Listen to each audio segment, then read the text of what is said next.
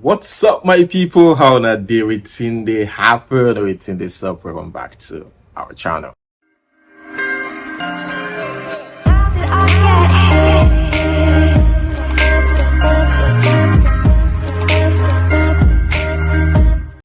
Wait, what is this that I'm hearing?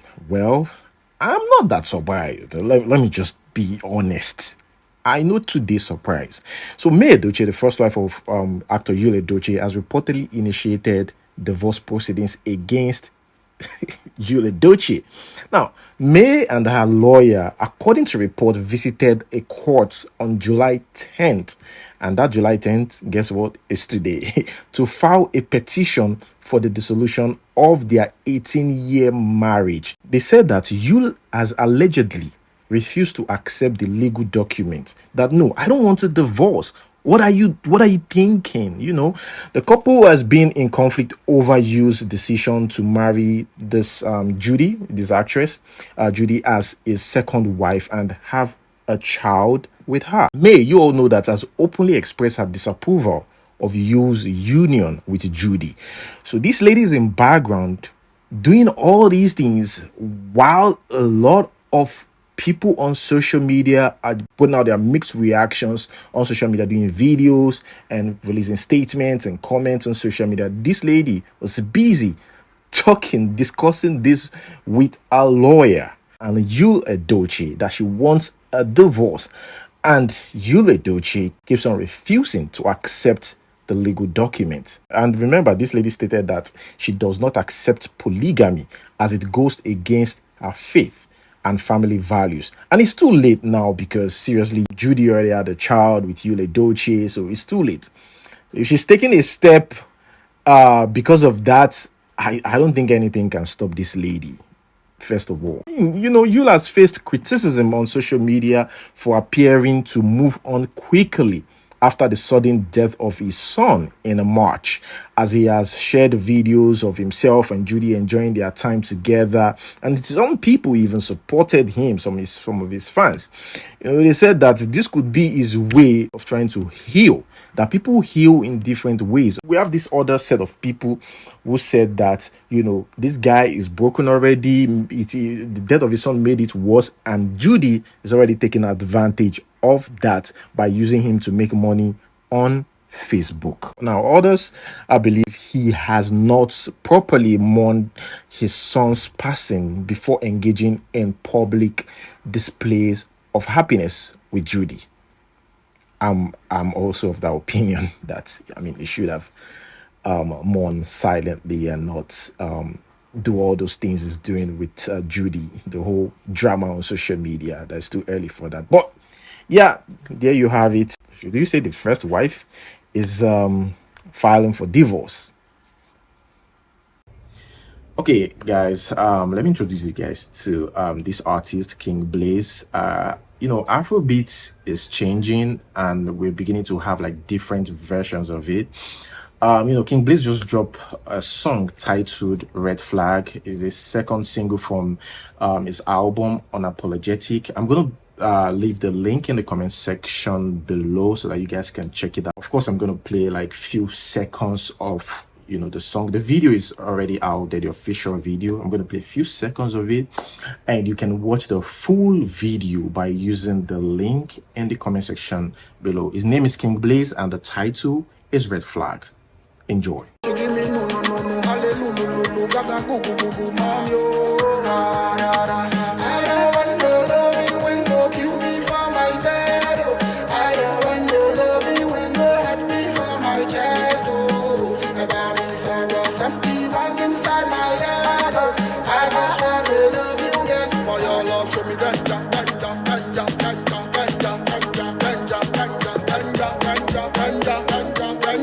Okay, guys, welcome back. All right, who do we have in the news today? And this is concerning the stories, you know, about Blord. Concerning the fact that Blord, you know, is a young guy and obviously a very good businessman. I give it to him. He's very good at what he does. Clout chasing, which is also good for business. It draws attention to himself and all that. But there was a post he shared recently, because in case you don't know, there's this guy Woodbury who was caught around the time Hush Puppy got arrested. He was also, arrested and taken to extradited to the US. And now the FBI, wants to sell his Bitcoin. They said the Bitcoin is 152, and it's worth 3.6 billion naira. So Blord said, I'm offering 3 billion naira if you guys are willing to sell. I mean, the FBI even mentioned the FBI. And there's something I noticed about Blord's news about Blord. You get to see, of course, in the comment sections of every post about this guy, you get to see, praises and all that. There's also the part of how did he make his money. Let's not forget the reports back then that Blord was arrested, and Blord himself came out to say, they found nothing on me. These people can't run me down. They're just jealous and stuff like that. After the footage or the video of him with his numerous cars or entourage surfaced on social media, and that's what EFCC and I think a lot of security agencies use. Part of what they use, though. So now, in the recent news, there were a lot of comment like, man, Blord, you have to be careful and all that. And that's how you get to see what is in people's mind. Like, okay, we understand that you are rich and we praise you and all that, but to know the other side, the inner mind of social media, just give them time. Time reveal a lot of things. And in the comment section, there were a lot of comments about Blord's source of wealth. Like, Blord, you better hide yourself. FBI is not EFCC, blah blah blah. Don't even try to do this. Don't even try to chase clout with FBI. They will take it seriously. So what are you guys trying to say in essence? And there's a lot of that comment there. So what you guys are trying to say in essence is that, this guy's source of wealth is shady. Because I went to his page and there was another post that he posted. He said that person will get something for Nyash or shit for Nyash, naim go dey fear. Trying to say that, look, I have, they can never find anything on me. I know I'm clean. So why can't I, say that? Which is true. If you're clean, it's okay to say whatever, as long as you know that you do their research and still wouldn't find anything on you, except somebody is just jealous of you. If that is not the case, if you're clean, why not? But few hours later, I noticed that Blord later deleted the post. What am I trying to say? People are still, suspicious of how this guy got his money. It's still a thing that is in people's mind, like, that's side of their mind, but they wouldn't really put it out there until something comes up. And you can see, I think Blord's wife understands this. Even Blord pushes that. How do you know? There was a post where they shared on social media. They said Blord just got a house, blah blah blah, and the wife says Baba don't do ritual, trolling as well. This is like family catching chasing clouds. It's a family thing. The wife said Baba don't do ritual, get waiting person won't tell me. Only you buy houses, still buy GL 450 2022 2022 model on top. Now ritual I beg. So some people that didn't even know that this is Blord's wife actually attacked her. Like, oh, you're jealous, and while others were like, you're right. It's just mixed reactions in there. That shows that, this people knows that this is the report out there about them, and they are also using it. I think until some of them click to check who this person is, then they discover that it's actually the guy's wife. And Blord is like 25 or 26, or it was 23, 24 when we started hearing about him, and I think he should be like 25 now or 24 going to 25 or 26 years old.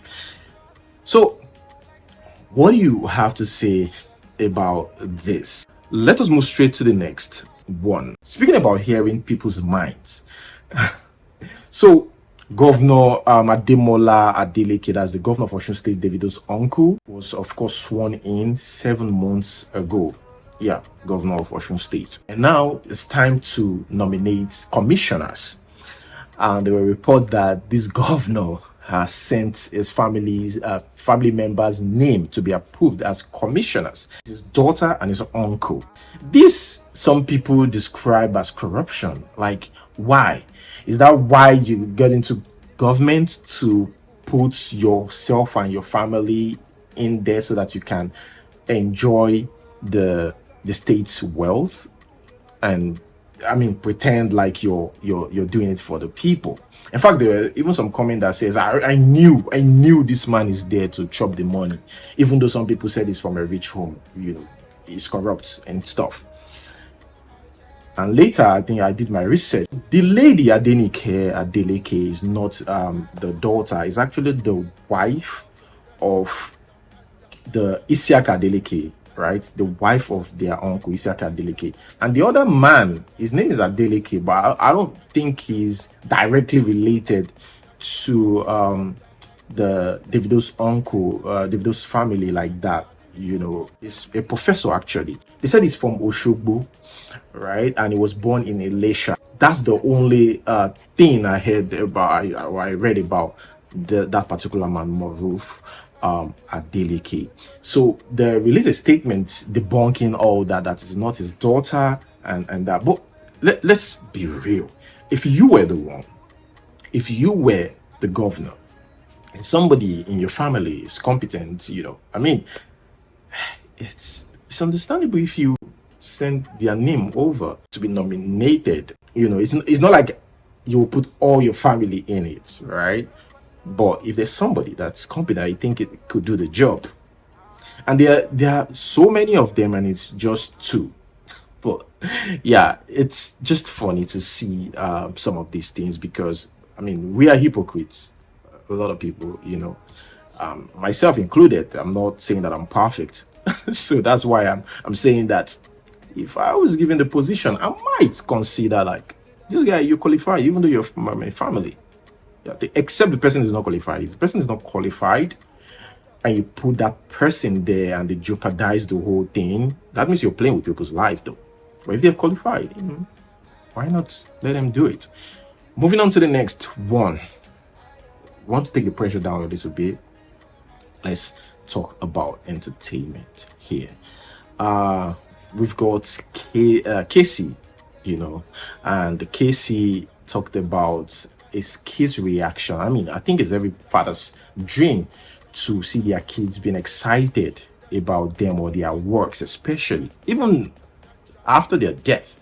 Their wish is to see a proud child, or a child that is proud of their dad.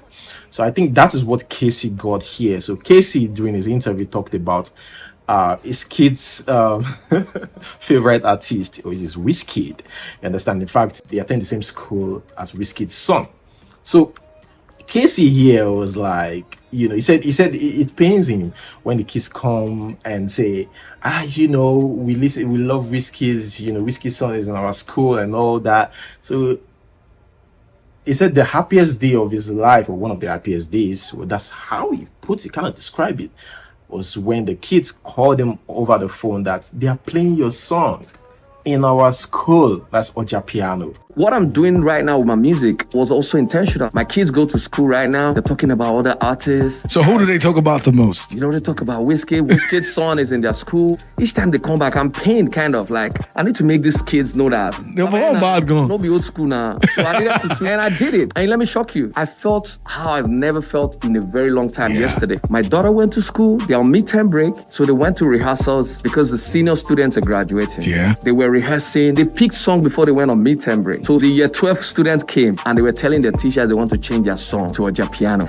And the teachers were like, which one is that? They downloaded and they were playing. My kids ran out from where they were rehearsing like, no. This is our father's song. My daughter was saying it on the phone, almost cried. Like, this was what I wanted. I was intentional and I walked towards it. And when I got that call yesterday from my daughter, my team were there. I put it on the speaker. I wanted to cry. I felt so fulfilled. So I think you need to know what you want, believe in it, and work towards it. And trust me, you will achieve it. Seriously, do not look down on anybody, because everybody get their own time. There are people you're watching now that they might be nothing to you. They might not even be getting the attention and all that. Everybody will get there one day. Like everybody, even if now 15 minutes fame, as long as you're on social media, you never stop, you're still doing what you're doing and stuff like that. I'm happy for Casey because he has been there, went up, went down a little bit, and now back up. At the time he was down, of course, even he said it. I watched the full interview. Even he said it, that, you know, they're saying that he's old school, he's this, he's that, blah, blah, blah, which is normal. But he never allowed that to get to him. And now the song Ojapiano, would I describe that Ojapiano as a hit? Because I like the song, to be honest. I didn't even know that it was Casey that sang the song. But would I describe it as a hit? Not yet. Yeah, although they describe it, the interviewer described it as a hit, but not yet. But it's doing well on social media. Okay, should I call this a trivia question? Is it boring living in Canada? I don't know. I know some people that lives in Canada and also a fan of my channel. We've talked, and I don't know. Some of them complained about relationships there, how hard it is, which is more like a general thing. Where you can see in Africa is different, but you know, in UK and other parts, they always complain that it's hard, relationship and everything. But is it really boring? Let's read this person's answer. They said, yes, Canada is very boring. Please don't move here. You will be bored silly. We mostly sit around and wonder why we don't live somewhere else where all the fun is happening. Luckily, we do have free healthcare, so we can make our own fun. Hey guys, what do you think? What do you think? Do you stay in Canada, or if you don't stay in Canada, where you stay, is it boring? Like, let's put relationship aside, because a lot of people, their board is tied to a man or being with a man or a woman. Let's put that aside. Any fun things around or not? Leave your thoughts in the comment section below. Let's move straight to the next one. Mesoma. I like the name. It's not a usual name. A cool name. But yeah, remember in that video that we discussed this issue, I give an example. You know, we might say this is impossible and say, oh, she's young and all that. But who knows? Anything is possible on social media. And I use that girl as an example, that our school flew to Dubai. Later, we heard the news that they are sleeping, they had sex, you know, in the room. And it was very hard for us to believe, like, a 15-year-old, is that possible? Why would she be having say, oh, they are lying on her and stuff like that? And the clip, for some reason, found its way to social media. And everybody was shocked. Like, 15 years old. What? So, this is Misoma's story, right? When he first got out there. Even myself, I didn't believe it.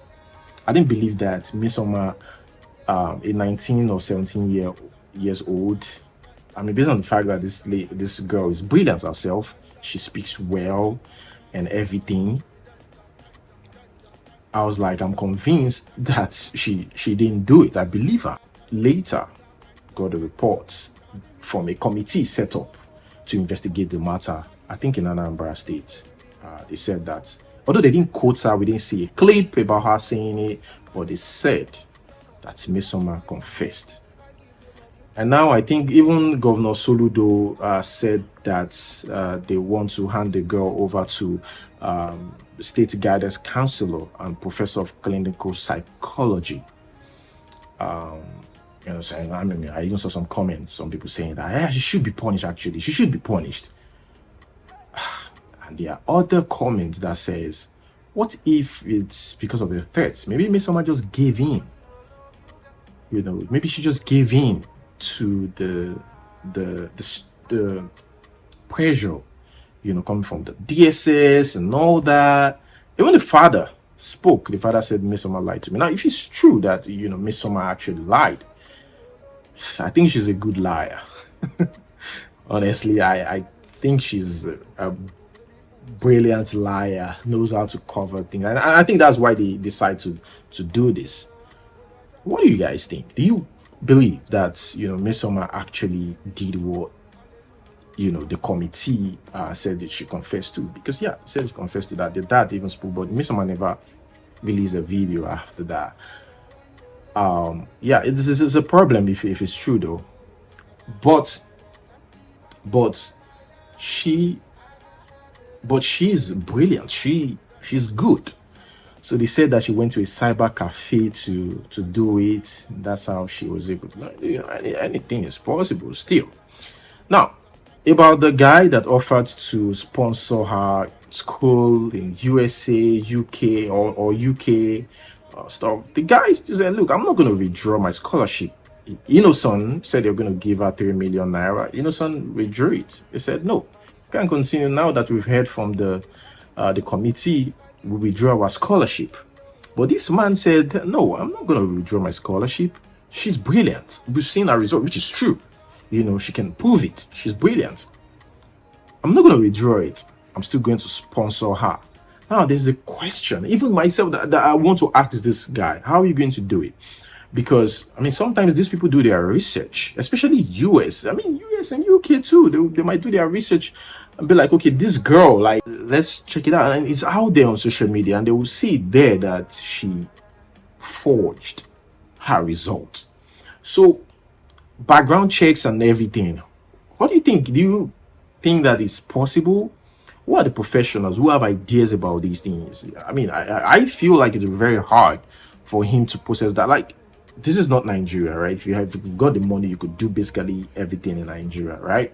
But it's different in the developed world. Even though you have the money for everything, for the school and everything, you put it on the ground, they will still question. They will still ask you some questions. So I think that is what might happen about this, and I'm saying if it's impossible for him to, go ahead to do that, he can still sponsor the girl here in Nigeria, puts her in a private school, one of the best private schools, and just sponsor her education, instead of taking her overseas and stuff. Okay, you say your name is, speak and shout. My name is Romano Sechikemi. Okay. So now that your daughter, Miss Summer, has owned up that she manipulated her result, what do you have to say? What's your take? As I said earlier, my daughter didn't open up to me on time. She didn't. When I realized the mistake she did, I blame my I was supposed not to do this kind of. Because every day we tell him, Miss Summer, be careful, that you are a star, so that you not dent your image. But I'm still apologizing to Jam and Nigerians to pardon her. To give her pardon. As a father. That's my thing. Anyways, guys, let me know what you think about that in the comments section below. Moving on to the next one, guys, I saw this, I was mind blown. So this tree supplies electricity. A mango tree supplies electricity. How is that? Okay, hold on. It is a rechargeable lamp, first of all. So there's some trick going on here because it's a rechargeable lamp already to start with. Well, would anybody explain that trick? Yeah, if you can explain this, let me know in the comment section. Or maybe there's a button below. Anyways, let's watch this video. Okay, so la fait test right? This is a chargeable bulb. Tá bá ṣàlàyé bí báyìí, ó máa tàn. Ó ló tàn yìí. Oh, girl. So it is true. Oh, true. This is the mango tree in the front of my house. Right? Okay, guys, thank you so much for watching. Guys, like this video, subscribe. Until we see you next time. Peace.